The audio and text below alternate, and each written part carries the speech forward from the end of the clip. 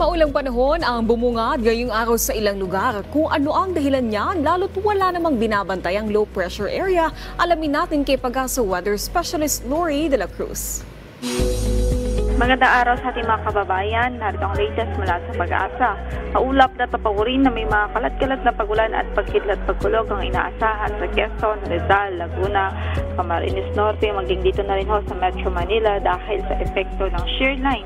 Ito po yung boundary ng kung saan ay may dalawang air mass na nagko-converge at nagkukasuyan ng maulap, ng kaulapan at ng mga pag-ulan, kasama na rin ang mga isolated thunderstorms. Samantala, sa Batanes, Cagayan, Isabela, Apayao, Kalinga at Aurora ay maulap din ang papawirin na may mga pag-ulan dahil sa northeasterly wind flow.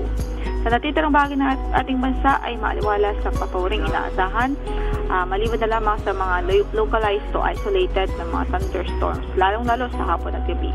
At ngayon, wala naman tayong LPA na minomonitor sa loob ng ating area of responsibility. Samantala, narito naman ang ating update sa status ng mga dams sa ating bansa.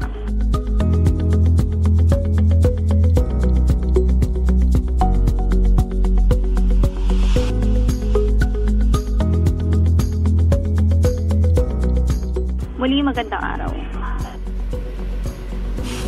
Maraming salamat Pag-asa Weather Specialist Lori de la Cruz. Paalala muli sa ating mga kababayan para maging ligtas sa lahat ng pagkakataon mula sa epekto ng pabago-bagong panahon. Ugaliing tumutok dito lang sa PTV Info Weather.